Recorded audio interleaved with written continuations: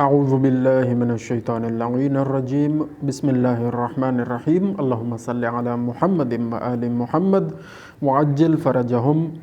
آج کتاب طب صادق امام جعفر صادق علیہ السلام کی کتاب سے صفحہ نمبر 84 سے بخار کا علاج جو یہاں پر درج ہے وہ ہم پڑھنے کی کوشش کریں گے۔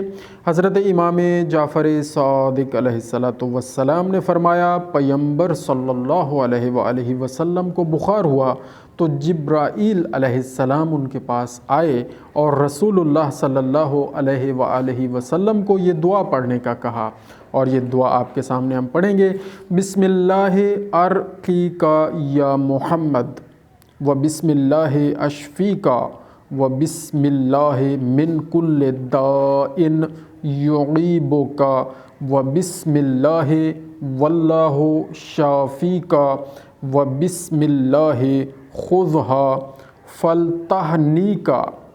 بسم اللہ الرحمن الرحیم بسم اللہ الرحمن الرحیم فلا اقسم بمواقع النجوم لتبرن باذن اللہ۔ یہ دعا ہم نے پڑھی ہے، اور اس دعا کی برکت سے انشاءاللہ العزیز ہمارے اندر بھی جو بیماریاں ہیں وہ اللہ تعالیٰ دور فرمائے۔ حضرت امام جعفر صادق علیہ السلام نے فرمایا، نبی کریم صلی اللہ علیہ وآلہ وسلم کو بخار ہوا تو جبرائیل علیہ السلام ان کے پاس تشریف لائے اور رسول اللہ کو یہ دعا پڑھنے کا کہا، اور یہ جو ابھی دعا پڑھ رہے ہیں یہ بھی اسی سے ملتی جلتی ہے، کچھ لفظ شاید اس میں کچھ اضافی ہیں یا مختلف ہیں، تو ہم یہ بھی پڑھ لیتے ہیں۔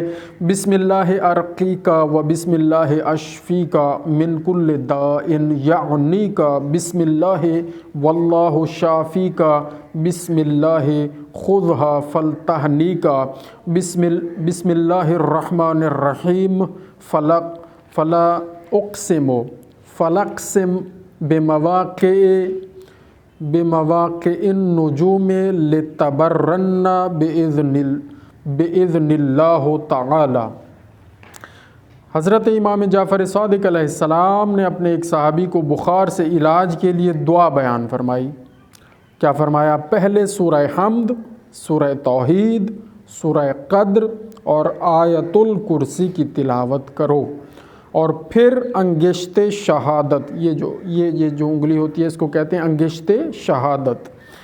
انگشت شہادت سے مریض کے پہلو کہتے ہیں سائیڈ کو، پہلو پر یہ دعا لکھو، اور یہ دعا انہوں نے یہ بتائی ہے، لیکن پہلے سورہ حمد، سورہ توحید، سورہ قدر انا انزلناہ فی لیلۃ القدر والی، اور آیت الکرسی یہ پہلے تلاوت کرنی ہے، اور پھر انگلی کے ساتھ ایسے لکھنا ہے پہلو پہ یعنی سائیڈ پہ،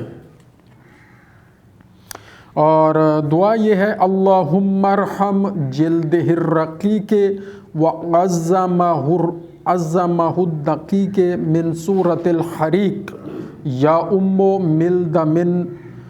ملد منا کنت آمنت باللہ والیوم الآخر فلا تأکل اللحم ولا تشرب الدم ولا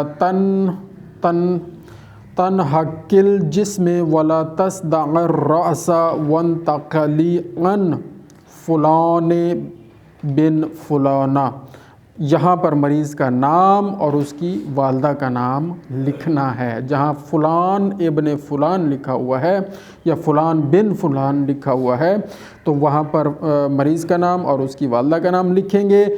الیہ من یجعل مع اللہ الہا آخر لا الہ الا اللہ تعالی اللہ عما یشرکون علوا کبیرا۔